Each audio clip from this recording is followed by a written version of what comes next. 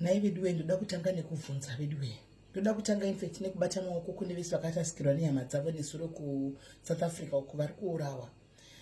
Kune vanhu vakaurawa 10, I think namba yanga iri pa 10 nesuro vachiurawa necommunity for being Zimbabweans.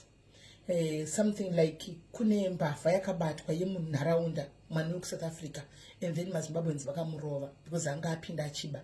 And it's kunzo kwandakaita, and then the community now is going after all the Zimbabweans ari munharaunda iyoyo vachiuraya. Ndakaona disturbing videos, vanhu vachirohwa, vanhu vachiurawa, hanzi 10 vakafa sofa, vamwe vakapona nekutizira kupolice station. Right. Tinoda kuti nematambudziko kune mhuri dzese dzakarasikirwa mufunge. South Africa ndo imwe biggest mistake South Africa yekuti hauzivi pachinobvundukira, chinongovhunduka any minute, any time. That's South Africa for you. Right. Muvhunzo wangu wodzoka uya kuti kuna vamunangagwa. Hamusi kuzviona here zviri kuitika izvi. Can you not see this, what is happening? It's your fault. Can you not see this? Nyika chamuchagona kupindira iko zvino embassy ichagona kunopindira kuti can we assist, because paita number yavanhu vakaurayiwa vakati wandei handiti muchatopindira kuti can we assist tiendese mabodies kumba, but you can't assist people right now when they are still living and alive. Anditi takazvitaura izvi nyaya yekuti veduwe vanoda kudzokera kumba, vanoda kuenda kumba, nyika ikanaka, makambani akavhurwa vanhu vakaenda kunoshanda. Handitika mukarega kuita kutorera vanhu even misika matomatisi murodhi yako chaiko vanonodzoka kumba vakashanda, but hazvisi kuitika. Hazvisi kuitika, hakuna kana chii kana kuti chii, hakuna zvinhu zvakangodaro. Zvinhu zvakangomira zvakangooma zvakadaro. Vanhu vari kuZimbabwe vari kutambura vamotidza kudya, vamotidza kubhadhira kana hospital bill, vamotidza zvakangooma zviri kuitika kuZimbabwe.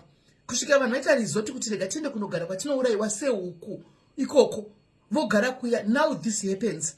Saka handiziviwo kuti sababa venyika, sapresident venyika muchabuda muchiti kudii, muchabuda muchiti kudii. Musi unoyu ndakataura nenyaya yemusikana mwana ari kutengesa vamwe vana achita mari navo. Tikabvunza kuti makanyarara, she's publicly admitting to human trafficking. You are quiet. You never said anything. Till today, makazopindura here. Did you arrest? Was that girl arrested? Because nyika Zimbabwe is going to South Africa. If to go find South Africa very soon, because of futi dzavemo munyika. Vanhu vari kuurayana munyika. Zimbabwe takakura kuchinzi vanhu vanga vasingaurayiwi zvokumhanya. Iko zvinongodai vanhu vari kuurayana muZimbabwe, vanhu vari kuurayana munyika, kuzvese everything worry, kuba and stuff, and unoshaya kuti zviri kufamba sei. Ndokwatave. Everything is now there very soon. Kungochita kunyika kwedu isusu tiri magwara. Hatizoenza kusvika hedu paSouth Africa chaipo chaipo. But nyaya yecrime rate tiri kuenda kuSouth Africa. Because all these people vari kuSouth Africa vagara makore aSouth Africa. Time yacho handi vari kudzingwa. Akaenda kumba, what do you think the person would do? Because ajaira kumuka makuseni achinda kunoita peace job, ajaira kumuka makuseni achizati ndikabuda ndakadai so ndinowana 10 rand yangu ndotenga chingwa nepoloni ndomati. KuZimbabwe anenge asina style, anenge asina bekutangira, kuna kubasa kwanogona kuenda. They will resort to crime. Vanopinda kucrime. What ZANU-PF anditika, what measures are you doing? Muri kuita measures ndepapiko pamuri kubo chimbovhurawo company yamunongoti apa toda ngotora ma youth. Iri kwere company yangovhura kuti nhasi muda ngoti toda ngotora ma youth chete, all the youth please come. Uyai ma youth semupinde. Dziri kwere company dzakadai. Alright, maChina muri kunza munyika ri kuvhura macompany. Anti first resort to these youths. Vainde kunoshanda ikoko. First, iko zvino tine vanhu vari kuurayiwa kuSouth Africa uko mumhuri vana vasi vasina vana baba, mhuri dziri kushayiwa vakadzi vasina varume, mhuri dzaparira, vanhu vari kuchema nenyaya yekuti angagodini aurawa hana mhosva yakaita simply because kwabatwa mbavha, vakarova mbavha, marovero embavha chibudai muno because kugara vanhu vasi kudiwa kuSouth Africa. Vamunangagwa tati musikana akazosungwa here wehuman trafficking. Or it's now public knowledge that human trafficking is now allowed in Zimbabwe, so that we know. If they go out, if they go, prostitution is allowed, chingochani is allowed, everything now. Chitaura imuka mtemo musirege kuomesera vanhu.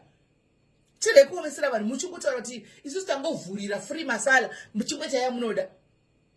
Makabosunga musikana itengesa zvimadhilda tozama kurarama itotengesa madhilda, dhilda ipi munhu chigwere. Handika chingori chitoi chamuno vamwe venyu mamuzere nazvo zvitoi mudzimba mumaminista. Asi makasunga musikana aitengesa hake mato yake. uyu abuda ichira tukuita human trafficking ndinotora vana vari ma2000 ichitengesa. She's scot free nanasi. Munhu akaadmita papublic podcast kuti ndozvandoita ndokuita mari nevana because ari kupimba vana ava kwamuri. She's pimping these kids to you. Old madalas dzekumapati kokoko. Musadaro so. Itai kuti zvinake vana vadzike kumushoko. Itai zvinake vana vadzike kumba. Itai zvinake vana vadzike kumba. Please. Are you going to assist on this funeral? Jese. Muchatomisa nzeve apa ndipo munokwanisa kumira muchinoti se embassy tirakubatsira to repatriate the bodies. But the people when they were alive vauya ku embassy uko vachiga rubatsiro manga musinga vapi. Zvakangooma hazvo guys. Anyway, muve nezvo rakanaka.